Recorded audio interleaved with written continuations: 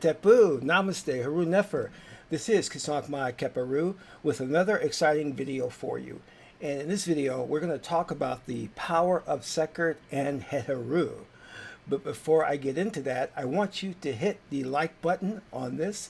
Also, if this is your first time to my channel, hit the subscribe bell to get notifications on when I go live and when I upload recorded videos.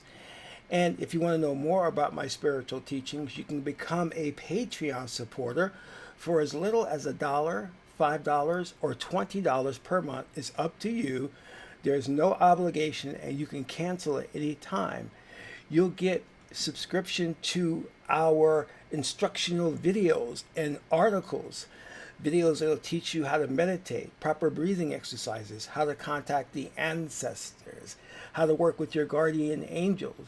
We also have articles on here, really good articles. We have one on Aleister Crowley. If you don't know who he is, well, you should be a Patreon supporter. We also have video series.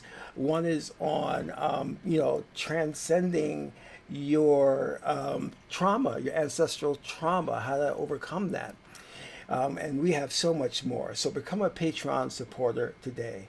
Last but not least, share this video with family and friends so we can get the revolution started. So, Heru Nefer and Namaste.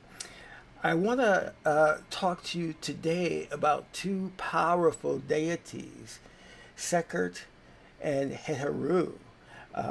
These are not covered much in mainstream Kemetic spiritual discussions online, but they're very, very powerful and important deities. And one thing I want to point out to you, if you are getting into Kemetic spiritual tradition, is that, and I don't want to insult anybody's religion, but we have to honestly deal with the truth. And the truth is that we've been duped as people of African descent, as people of color on the planet. And if you are a person of color, know that you are not a minority, but you are a majority, because people of color represent the majority on the planet. And the ruling elite has created these religions to enslave you. That's right. They created Islam, Christianity, Catholicism, Judaism as a means to enslave you. One of the ways they do this is to rob you of a knowledge of self, so you don't realize that you have spiritual powers, and you have these powers within you that can do wonderful things in your life if you only tap into it. And the other thing is that they get you dependent on an outside savior, someone to come and rid you of all your problems, like a Muhammad or a Jesus, when both of those were never real people in history. But you're being duped into believing this stuff, especially like the Christian Bible, the King James Bible. You're being duped into believing it's a history book and what happened in the Bible actually transpired, and that's not true. The Bible robbed or plagiarized many things from other cultures, chiefly from the Kemetic spiritual traditions of ancient Egypt. If you go into the tombs and you look at the Metuneta, which gives a historical account of the Egyptians and how they lived, and also about their myths, you'll see that it corresponds to the Bible. I did a video on Ma'at's 42 negative confessions, where you can directly correlate that to the Ten Commandments. The story of Noah and the flood, we know that was taken from other cultures as well. So we're being duped into believing and following this religion, which was also used to enslave us. What they did was they picked the best and brightest of us and turned them into preachers and had them read select verses from the Bible that would endorse slavery, and had them go to plantation and had this brother teach from that Bible those selective verses to keep the slaves from rebelling. Think about that. You're a slave to something that is keeping you from a knowledge of your power that God gave you. In the temple in Egypt, it says, know thyself. There's a reason for that. And now we have people coming out of the woodworks, like Neville Goddard and many others, who understand that, wow, you have a power within you. And they're teaching this. Because mainstream religion doesn't want you to know it. They want you to have an intermediary, an outside savior. And you have to place your faith in that person, not realizing that you are the power. You have the power. And we're learning a religion that was specifically constructed for left-brain people.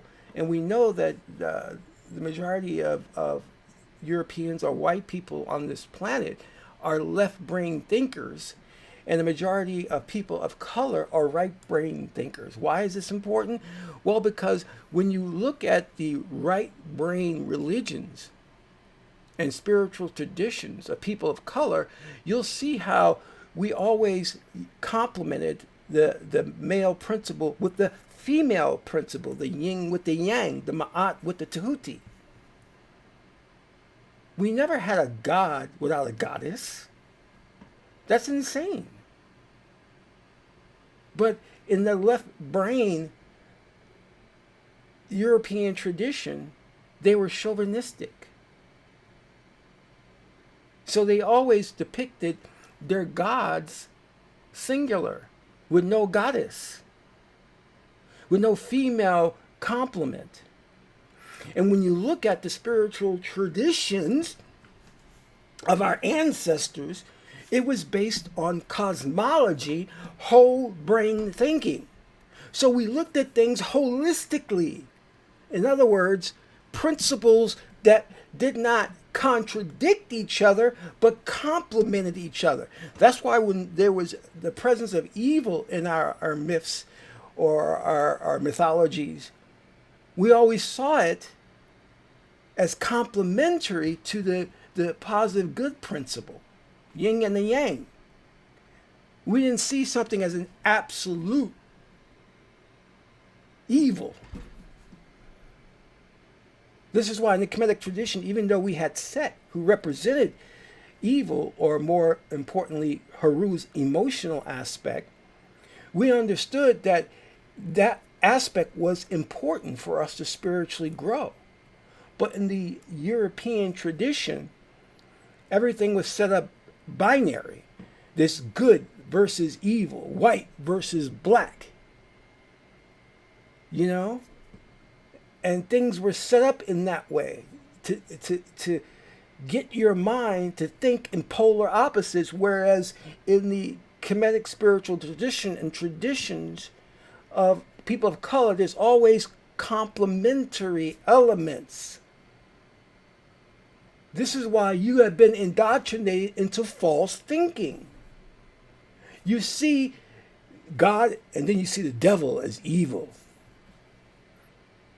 The real reason for the so-called devil is not to create this depiction of hell, and if you don't obey God, you're going to go to hell, which is forcing you to do good.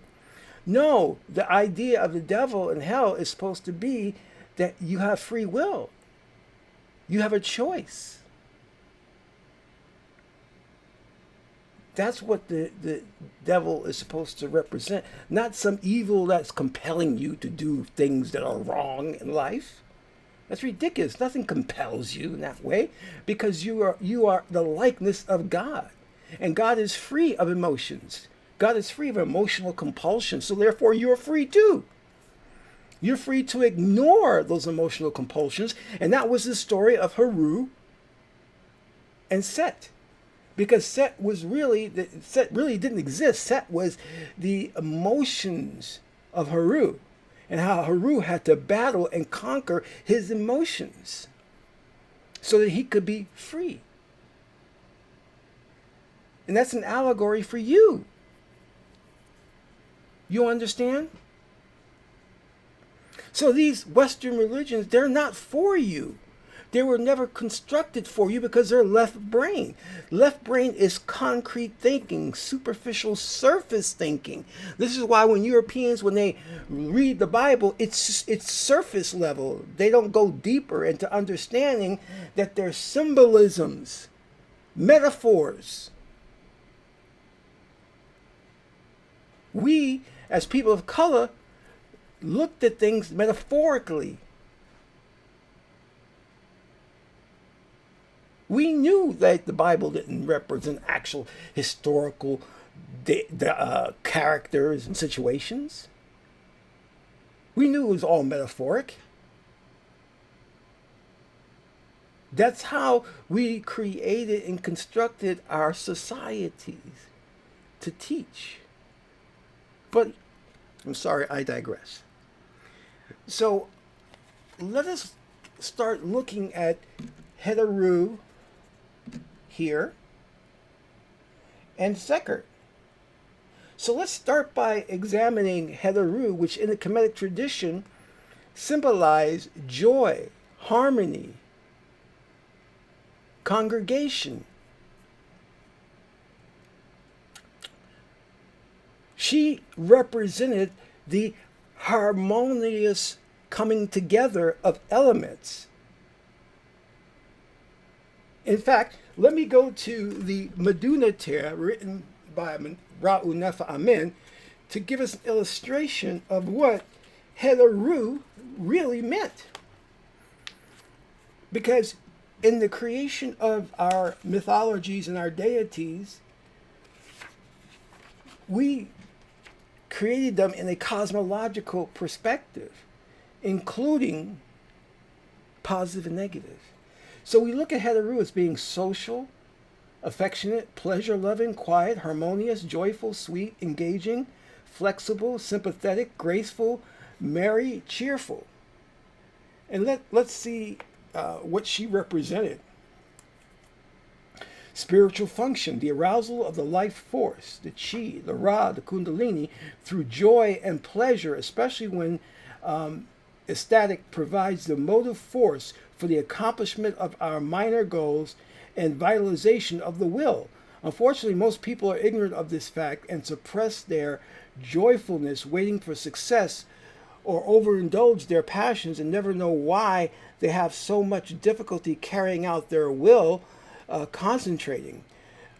So a great deal of the problem arises from the ignorance of the function of the imagination, because Het-Heru is the imagination. People allow themselves to indulge in the visualization of emotionally charged imagery, positive or negative emotions and sensations, without realizing that they are thus giving power of realization to unwanted and untenable situations. So Het-Heru is dealing with the emotions, the emotion of joy. She is the imagination. Let me see what else we have here to go more deeper into her traits. One of the things that she deals with is she deals with the cold, warmer than the lunar energy and moist energy of Venus, induces the temperament relaxed. Let me just go over it. No, I don't want that. Let me see what else we got going. All right. So when we're looking at Het-Heru, we're looking at the ability to be sweet, to be joyous, to be in harmony. She is congregative thinking, the imagination, use of metaphors, myths, stories to explain. This is not what we're talking about. So the Het-Heru faculty deals directly with metaphors, the imagination, congregative thought process, meaning we're bringing things together based on external so that things look and work together harmoniously. Now, when we look at Sekert, we're looking at so-called the exact opposite in a way, because Sekert deals with spiritual powers, and she deals with internal belief systems and thinking. So let's go back to the Meduna tear and let's see what we have for Sekert.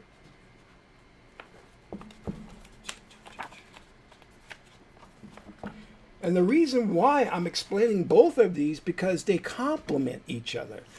Whereas you have Het-Heru expresses joy, Sekert is more stoic in a way. When we look at her emotional traits, we look at stable, sober, steadfast, reserved in speech, thrifty, studious, steadfast in friendship, reliable, appreciative of structure and limitations, patient, hardworking. Now you have like Het-Heru doesn't like hard work. She wants things to be clean and beautiful, whereas Sekert is deep thinking, and she works hard. Oh, hold on 1 second. Was that my phone? We'll let it ring. So you have one that thinks deeply and the other one that thinks superficially. Het-Heru is thinking of superficial things, whereas Sekert is more on a deep plane of thinking. This is why Sekert is more for older people, because older people have the ability for long, sustained thinking. And Het-Heru is for younger people, who younger people are more into, a little bit more of the fast pace, not so much deep thinkers. We have one is superficial thinking in a way. I hate to use the term superficial, but surface thinking, and one who is a very deep thinker. And this is why she's sitting down, because she also deals with cycles, things that take their time. When you get a second reading in the oracle system of Meduna tear, you know that what you want is going to take some time to come to pass. Sekert deals with limitations and cycles, such as astrology, knowing that there's a time and place for everything. So Het-Heru also deals with good fortune, whereas Ma'at may deal with large amounts of money. Het-Heru is minor fortune or minor luck in that way. Now, the great thing about the cosmological system, if you look at the tree of life or the company of the gods, you will see that they are directly, diametrically seated against one another. Sekert is higher on the tree of life, and you have Het-Heru is lower, showing that there's a complementary element between the two. But here's the great thing about our spiritual tradition, or religion, if you want to call it. When you combine these two, they represent a third element. By themselves, they represent very individualized things. But combined, it gives you a synthesis into a third element, which again, we can read from the Meduna tear. And when you have Sekert and Het-Heru combined, you have a serious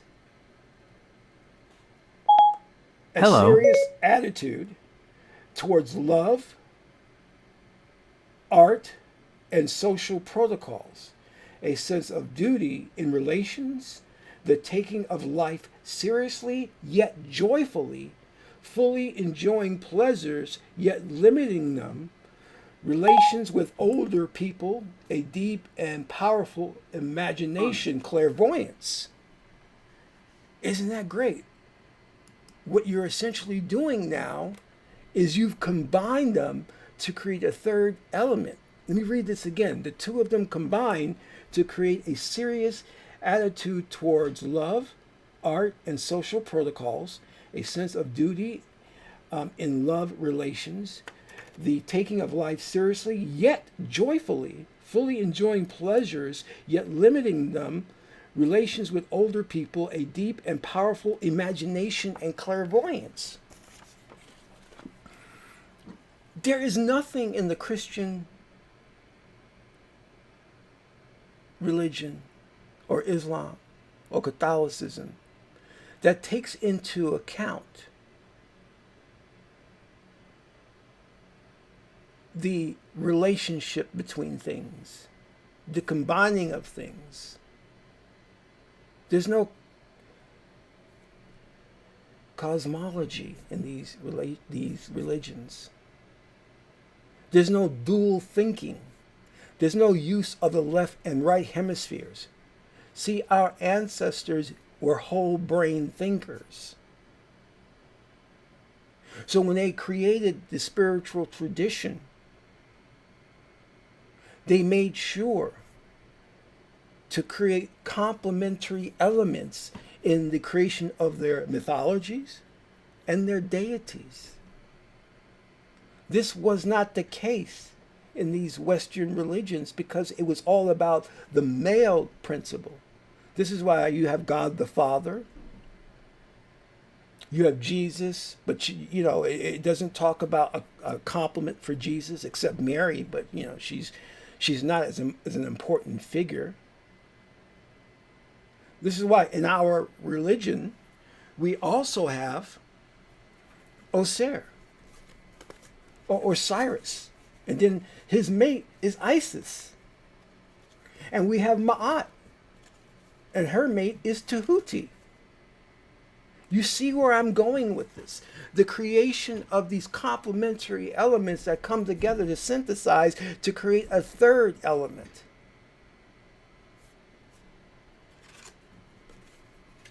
And this is how we have Ma'at, balance in life. Balance is the recognition of both elements coming together and working together. In life, you must have joy, but you also must be serious and have the ability to work hard.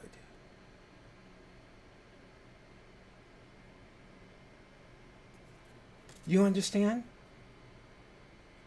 But there's nothing of that in these Western religions. It's all male dominated. It's all Muhammad does the holy crusades or whatever he wants to do. He goes around killing people who don't believe in Islam. There's no balance there. You're either for me or you're against me. And this has created the problems of the world, especially with white people, because when you look at what the white man has done to the planet,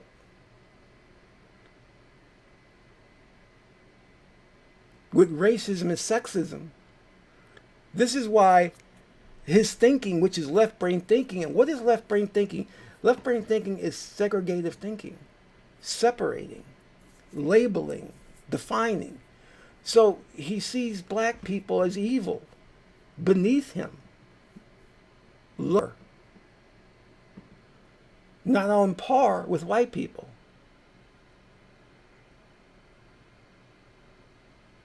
Not as a complementary element. He sees his own women or white women, as lower in stature than him. Her station in life is lower. She's not on the same level as him. Therefore, she doesn't get the right to vote, to own property. Women in ancient Egypt owned property.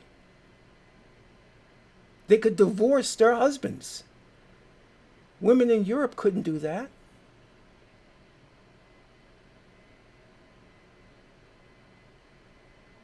In Europe, when a woman had her cycle, it was seen as an evil biological thing. And you had to stay away from the woman when she was going through her period. Whereas in ancient Egypt, we saw a woman having the cycle in a very metaphoric way as the Nile River and the inundation of the river. and the soot, the soil. We looked at those two, and we saw metaphorically how women going through that cycle was natural.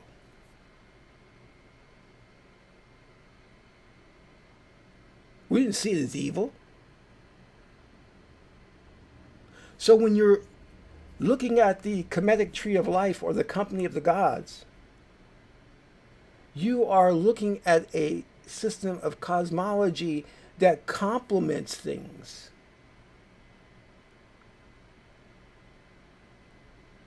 That was created for whole brain thinkers, so that you can function well in life. You aren't going through life thinking women are lower than you, thinking people of color are lower than you. We were seeking to create balance in life, harmony, by making sure that elements work together harmoniously, joyfully.